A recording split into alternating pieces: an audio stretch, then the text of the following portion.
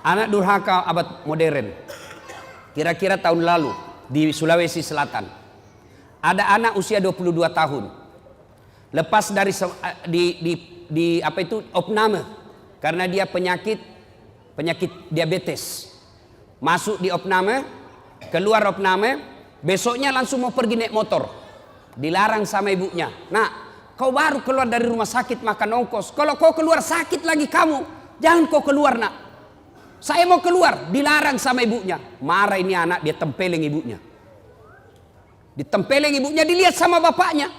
Kurang ajar ini anak. Mamanya ditempeleng. Datang bapaknya, dia pukul, melawan ini anak. Bapaknya usia 60 tahun, ini anak usia 22 tahun. Duel berkelahi. Jatuh bapaknya, pingsan, dia seret masuk ke gudang, dia cungkil dua belah mata bapaknya. Meninggal bapaknya, Pak. Meninggal bapaknya. Tangkap sama polisi.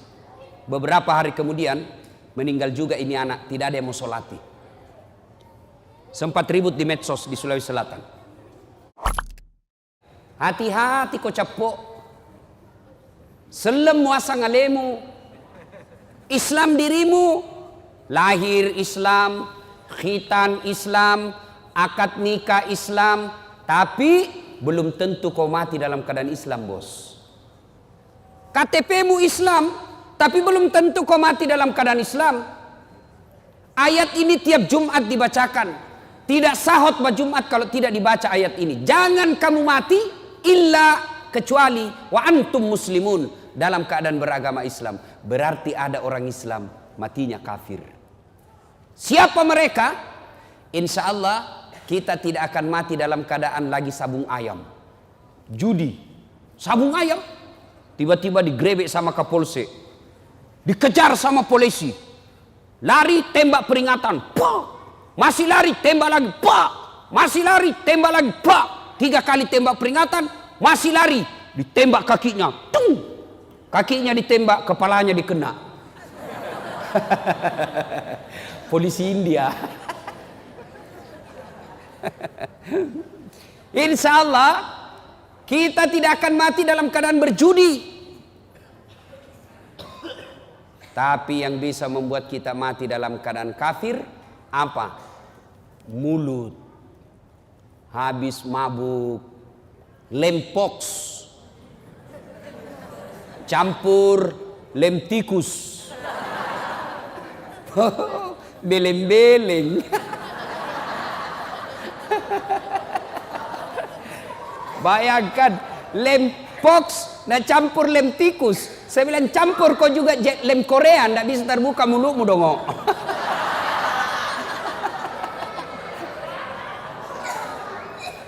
Ngelem. Mabuk. Oh, pas mabuk, Pak, dia ambil motornya. Bayangkan, Pak, orang mabuk setengah naik motor, tiang listrik dikira aspal. Pak, mati kafir kau cilaka. Coba pas tabrakan, dia tabrak listrik, pok, dia bangun. Siapa kasih pindah tiang listrik di sini? Bisa pintu tiang listrik dikasih pindah. Insya Allah kita tidak akan mati dalam keadaan berzina. Ada duda di sini? Ada duda di sini? Ada. Dilarang menikah sama anaknya. Akhirnya dia pergi berzina. Umur 60 tahun. Makan obat kuat. Dia makan 2 biji. Pergi cewek usia 25 tahun. Overdosis. Serangan jantung. Puh! Mati di atas perut. Inna lillahi wa inna ilaihi. Ini matinya mati dalam keadaan kafir. Insya Allah kita tidak akan mati seperti itu. Tapi yang bisa membuat kita mati, makan barang haram. Contoh, jangan marah, contoh. Ada anak sekolah SMP, buru-buru pergi sekolah, diambil motornya, balap. Wah, ternyata tidak pakai helm. Dia langgar rambu lalu lintas, dikejar sama polisi.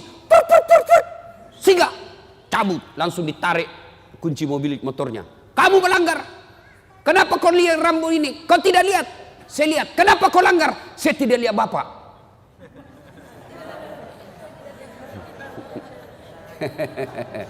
Tell me lagi ini adik-adik. Aduh, telat mikir. Nah ini 250.000 di sidang. Banda ada uangku pak, atur damai. Nah 50.000. Mana ada uang saya 50.000 pak? Saya cuma punya uang 30.000. Ah sudah tidak ada uangnya, melanggar lagi. Jadi bagaimana? Nah sudah. Mari 20.000, kau ambillah 10.000 beli bensin. Diambillah 20.000, dia pergi warung Coto Makassar. Dia makan 2 mangkok Coto 28 ketupat.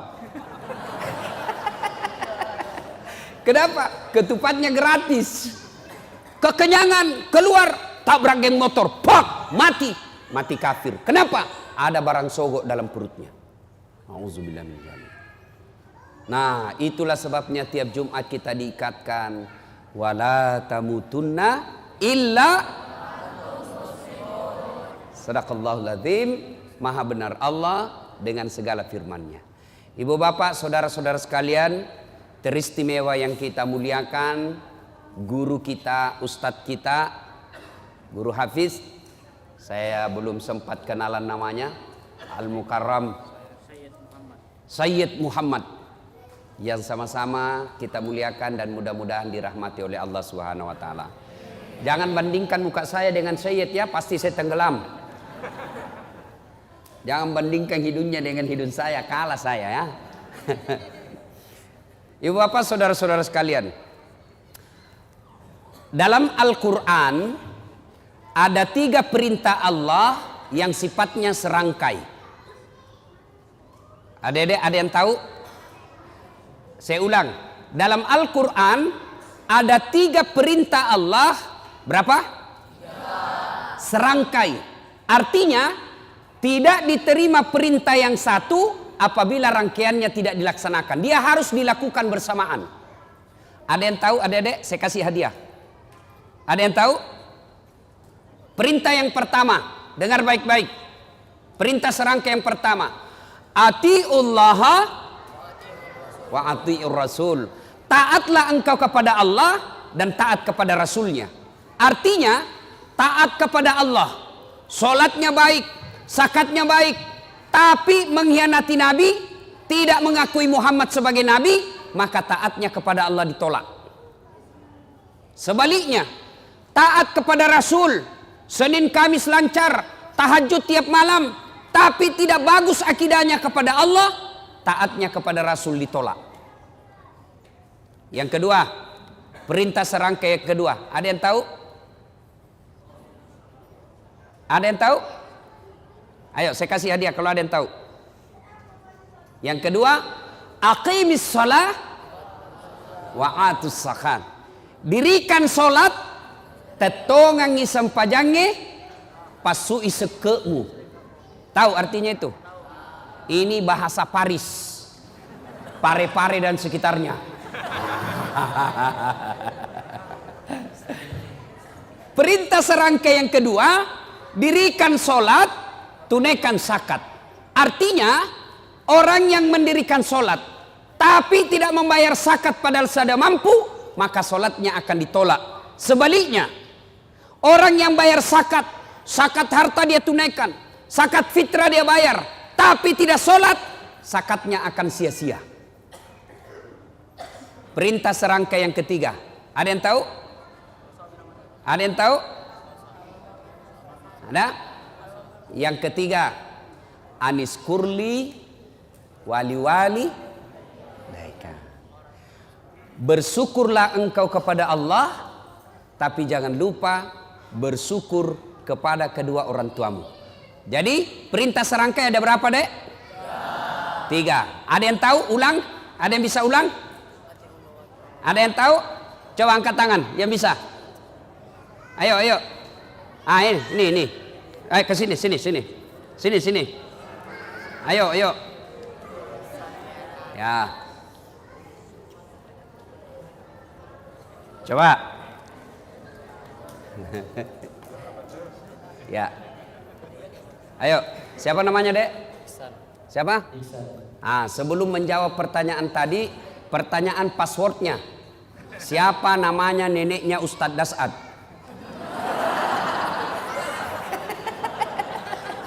Ayo, siapa?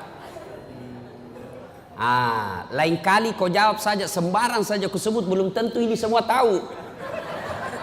Oke. Jawaban yang tadi apa itu? 1. Artinya taat pada Allah dan taat pada Rasul. Yang kedua, Aqimis sholat wa atuz zakat. artinya Menunaikan sholat dan menunaikan zakat. ketiga, Aniskurli. Anishkurli wal walidayk. Artinya Bersyukur kepada Allah dan juga bersyukur kepada kedua orang tua. sudah betul? Betul? Dapat hadiah. Lain-lain itu rasanya. Woi. Dek, beda itu rasanya uang Kapolres dengan uang Ustadz. Beda rasanya ya. Insyaallah. Nah, berkaitan dengan 3 perintah ini, ayo. Berkaitan dengan 3 perintah ini, maka saya akan membahas yang ketiga. Aniskurli wali. Bersyukur kepada Allah dan bersyukur pula kepada kedua orang tuamu. Artinya, ada anak remaja hitam jidatnya gara-gara sholat, hafal Quran, Senin Kamis dia puasa, tiap malam dia tahajud, malam Jumat dia itikaf di masjid, kemudian membersihkan masjid, ikut ngajar ngaji di masjid, tapi durhaka kepada kedua orang tuanya. Bapaknya dia hianati, ibunya dia keluarkan air matanya. Kata Nabi, demi Allah, jangankan masuk sorga, baunya sorga diharamkan bagimu. Nah, adik-adik sekalian, saya ingin menyampaikan beberapa kisah anak durhaka. 1. Zamannya Isa alaihi salam. Ada yang tahu Nabi Isa nabi keberapa? Angkat tangan, siapa yang tahu? Hadiah. Siapa yang tahu? Nabi ke-20 tuh? Nggak dapat hadiah kalau berjamaah. 24. Zamannya Isa alaihissalam ada pemuda pak, bagus agamanya. Kira-kira sekarang ketua remaja masjid kalau sekarang. Ibadah saja kerjanya, bagus amalnya, akhlaknya baik. Iblis sentimen.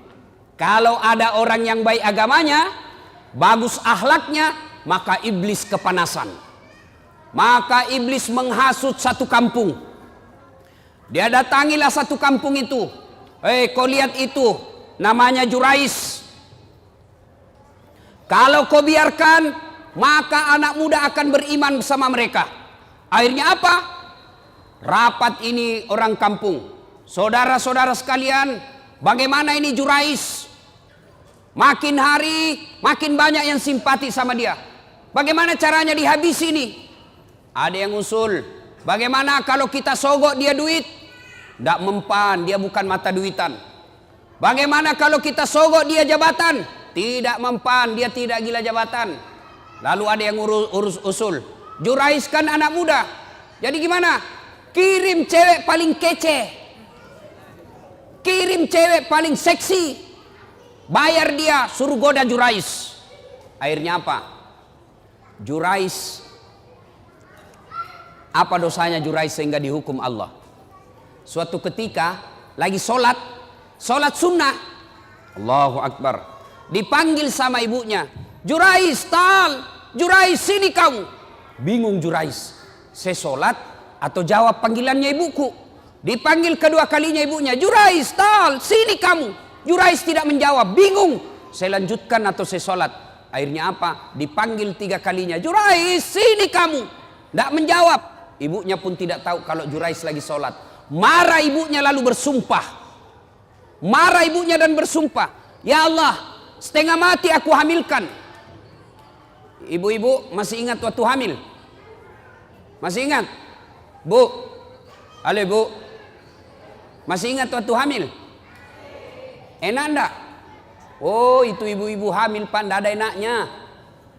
Jalan setengah mati, duduk setengah mati, tidur sebelah kanan nyamping sesak napas, nyamping kiri poso. Satu saja gayanya kalau sudah hamil, gaya pasrah. Coba. Dia bilang ibunya Jurais, setengah mati ku hamilkan, setengah mati ku lahirkan. Ibu-ibu masih ingat waktu melahirkan?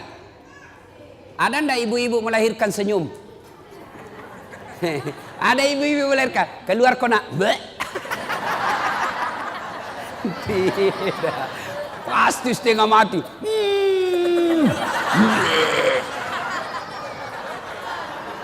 Iya toh. Paling kalau bapak-bapak menderitanya, kapan bapak-bapak menderita? Ngidam. Kalau istrinya ngidam, sampai ada yang tanya sama saya, Ustadz, apa doanya supaya istri berhenti ngidam? Saya bilang, apa ngidamnya istrinya Pak? Dia bilang, nanti dia bisa tidur kalau dia lihat saya duduk di atas lemari. Wah. Jadi, kalau istrinya mau tidur jam 10, setengah 10 sudah naik suaminya di atas lemari. Saya bilang, berhenti kau nak kasih bodoh-bodoh kau itu.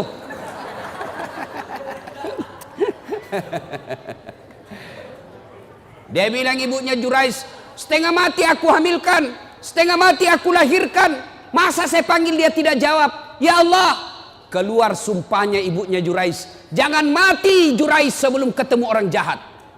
Ibu-ibu, kalau ibu-ibu bersumpah, arasnya Allah bergetar. Maka ibu kalau marah sama anaknya, jangan sembarang sumpah.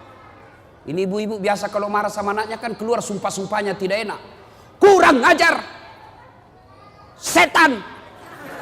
Nah bilang anaknya, bleh. Masa anaknya dibilangi setan?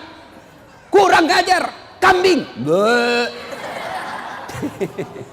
Jadi ibu kalau marah sama anaknya, boleh marah tapi jangan keluar sumpah yang jelek-jelek. Boleh keras suara tapi sumpahnya yang bagus-bagus. Ih, anak saya kurang ajar betul. Mudah-mudahan kau jadi ustadz seperti Dasat Latif. Boleh sumpah seperti itu.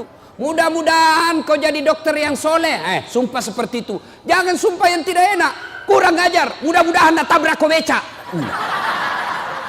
Betul lah beca. Saudara yang saya hormati, pendengar di Facebook saya berada di Masjid At-Taubah Kota Batam.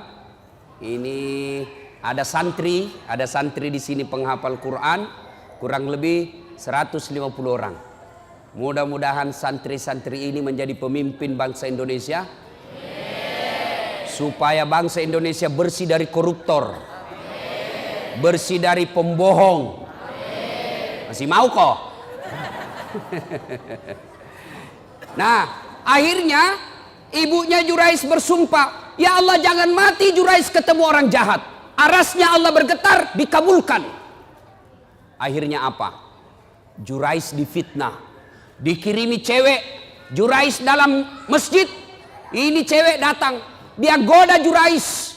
Jurais, ayo kita main. Kata Jurais, haram. Gratis, haram. Gratis, haram. Tidak seperti anak Indonesia, haram, gratis. Ayo Pak Dek.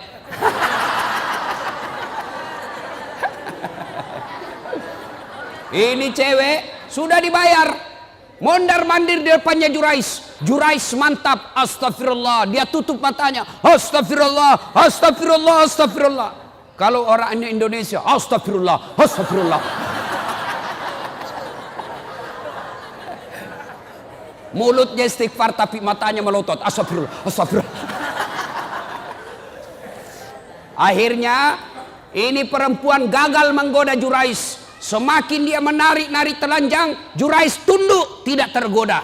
Ini perempuan malu, sudah telanjang tidak dilayani, sudah dikasih duit tidak berhasil. Akhirnya apa? Dia pergi berzina dengan pengembala kambing.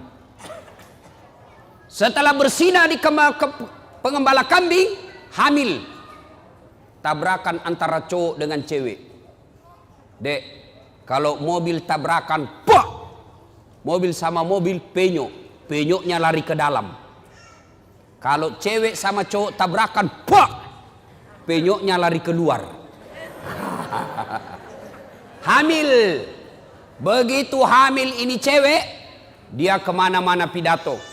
Saudara-saudara sekalian, kenal tak Jurais? Kenal. Itu tuh yang kerjanya soleh, dia bilang dirinya.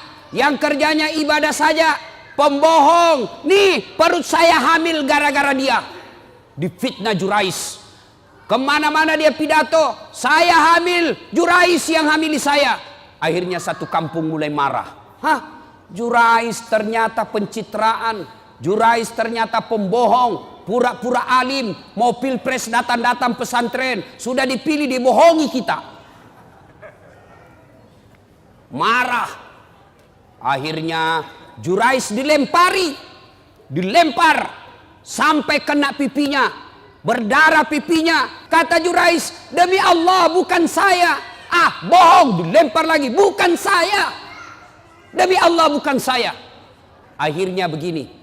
Kata Jurais begini. Bos, biar saya bilang tidak, kau juga tidak percaya.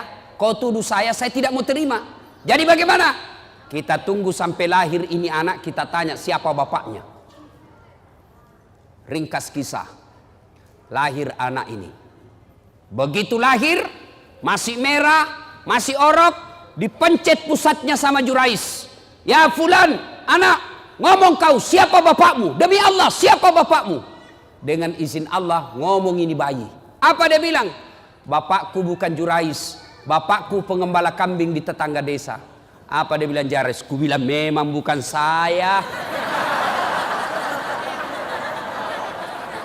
Akhirnya Jurais bebas dari tuduhan itu. Coba adik-adik sekalian. Jurais, pemuda yang taat beribadah, dihukum oleh Allah gara-gara apa? Ibunya lagi memanggil dan ibunya pun tidak tahu anaknya lagi sholat. Itulah sebabnya ada 11 kewajiban anak kepada orang tua. Satu diantaranya adalah menjawab panggilannya. Ustadz, bagaimana kalau kita lagi sholat Ustadz? Dipanggil sama ibu. Maka kalau dia laki-laki, misal baco. Orang Bugis itu kalau anak laki-laki baco. Kalau perempuan ece. Banyak orang Bugis di sini? Banyak?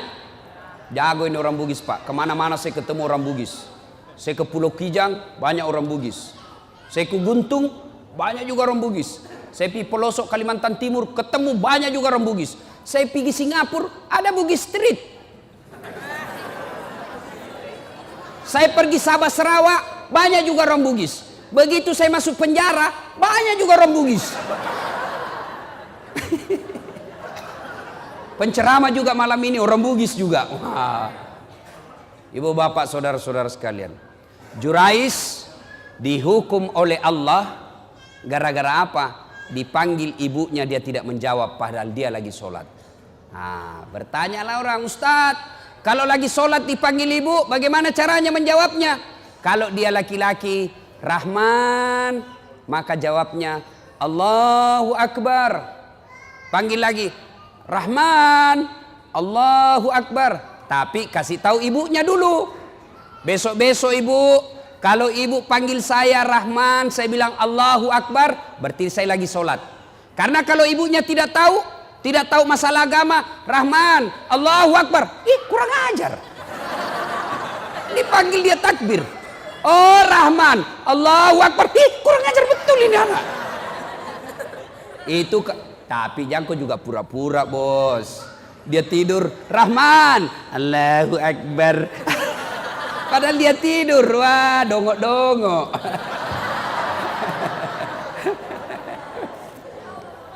Nah adik-adik sekalian, kalau durhaka sama orang tua, biar hafal Quran, tidak ada bu utamanya. Tapi saya yakinnya, ini adik-adik semua nih yang hadir di sini, saya yakin masuk hafal Quran salah satu tujuannya karena ingin membahagiakan orang tua. Iya kan? Iya adek ya?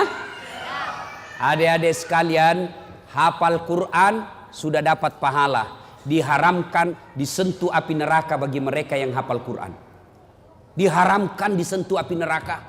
Yang kedua, dengan hafal Quran, maka adik-adik sekalian akan memberikan jubah ke ibunya nanti di akhirat. Ketika Dinda di akhirat kelak karena hafal Quran, maka Allah berikan hadiah kepada Dinda ini, adik-adik ini yang hafal Quran. Ambil orang tuamu masing-masing, kasih jubah kemuliaan karena engkau menghafal Quran. Maka bapak-bapak, ibu-ibu yang ada anaknya hafal Quran, bahagia bapak-bapak.